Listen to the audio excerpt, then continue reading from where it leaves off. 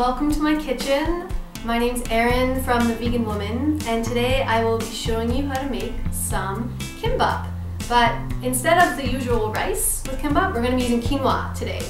And we'll be using a binding agent to make our quinoa stick together while it's inside of the roll. So if you're not familiar with kimbap, you may be familiar with maki sushi, which is basically the roll sushi. And this is the Korean version of the sushi. But don't tell that to Koreans because kimbap is exclusively Korean, comes from Korea. Kim means seaweed and bap means rice. So instead of the rice, as I said, we'll be using the quinoa. So I've already gone ahead and prepped all of our veggies. As you can see here, we have some spinach, some carrots, some red peppers, and cucumbers. And it's totally up to you, but if you want, you can go ahead and fry the carrots and the peppers ahead of time. I just fried them up in a little bit of sesame oil in the frying pan. And I also boiled the spinach. So usually in Korean kimbap, spinach comes boiled, and you want to boil about 2 cups of it to get this much. Keep it long, don't slice it up, you want it long to go inside of your roll. And for the quinoa, that's going to go inside of the kimbap in place of rice, I have created a little binding agent so that the quinoa doesn't all roll out and come out of the roll. So basically what you want to have here is, I've got some tahini, and tahini is just ground up sesame, so it's like a sesame paste. In the tahini we're going to mix some soy sauce or some tamari. If you want gluten-free, go tamari, so just put the tamari inside the tahini. I've got a little bit of sesame oil that we'll put in there as well. And then just a little bit of rice vinegar to give it that kimbap flavor. And we're just gonna mix this all together. You can use a fork. Make sure you mix everything in there nice and good so that all the flavors blend together. And when done, you'll have a nice caramel brown paste. And if your paste is a little bit thick, you can always just add a little bit of water to dilute it a little bit, because it might be hard to mix it in with the quinoa if it's too thick. So just adding my water.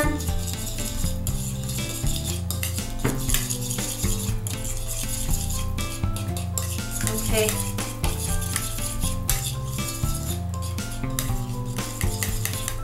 Okay, so we've got our paste. And here I've got, this is about ½ a cup of cooked quinoa. So of course it's more once it's cooked. Sorry, it's ½ a cup of raw quinoa. So you're gonna cook this up beforehand, and you want it to be cool when you're making your kimbap, because if it's not, then it's gonna be a little bit hard to make. So we're gonna mix this all together, the quinoa and our paste. And I've also made this with hummus too.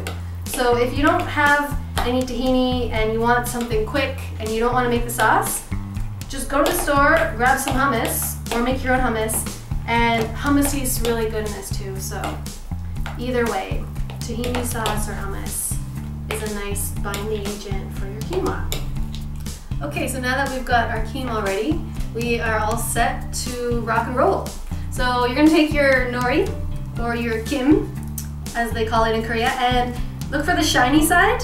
One side is a little bit shinier than the other, so you want to put your veggies and your quinoa on that side. So place it shiny side up, and then you're just going to fill your sheet of nori about 3/4, a little bit more than 3/4 of the way with your quinoa. Try to get it as even as you can. And there we go. Okay, and then you're just going to put your veggies in a single layer. So if you don't like spinach, you can use shiitake mushrooms, you can use avocado, basically any kind of veggies you like, you can put in here. Get creative with your kimbap. Make your kimbap your very own kimbap. These are all my favorite veggies that go in kimbap, so I'm really looking forward to eating this. Okay, so we've got our veggies in. I'm going to put a little bit more spinach because that's my favorite part. And then we're ready to roll it. So some people use a sushi roller to roll their kimbap. but the ladies who make it in the shops never do. So I'm gonna roll like them, because that's how we roll. And you just wanna make sure it's all tucked in there and roll it nice and tight. Sometimes you might not get it tight, but that's okay. Just do your best. Like so, and as I said, your quinoa might fall at the end, that's okay. And when you get to the end, it's good to have a little bit of water nearby so you can just wet your fingers and stick that nori down so that it doesn't come undone. Like so. Okay, good. So the last thing we're gonna do with our kimbap, sorry quinoa, you are just not meant to be in there, is, as they do in all the Korean shops, they take a little bit of sesame oil and just go ahead and paint that on the top. This is not a necessity, so if you don't have oil painter or some sesame oil, then don't worry about it.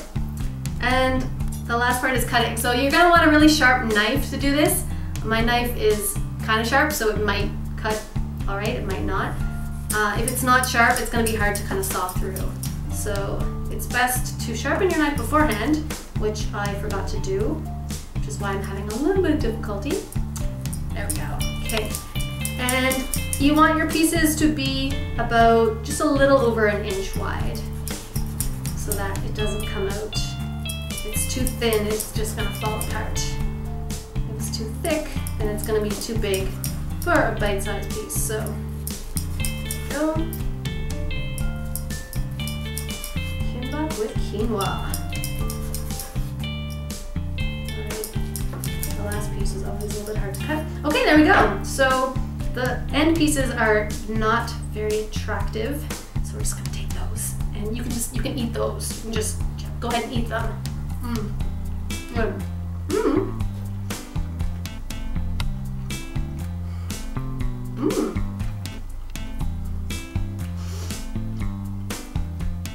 So these ones should look like this. They should have, they should be pretty tight and compact, and you shouldn't see any air pockets on the inside.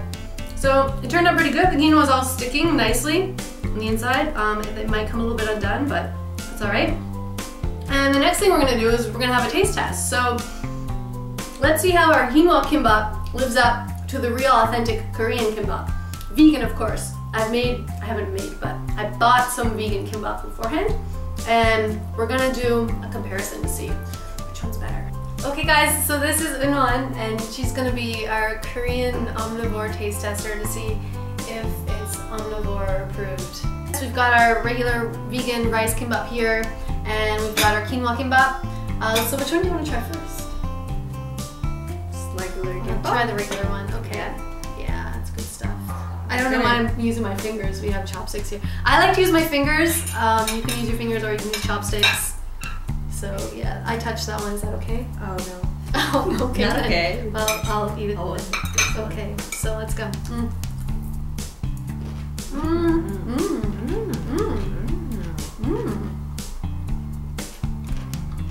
I like the crunch of the radish. It's got a really good crunch in it. It's a little bit salty. A little salty. Like reddish. I think I salted the rice as well. Let's try this. Okay. Cheers. Cheers.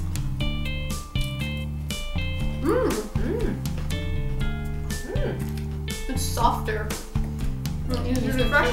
Yeah. I like this one better because it's like healthy and fresh, and also like cucumber. I like Awesome. it. Yeah. So quinoa kimbap takes the win. All right. So thanks guys for tuning in.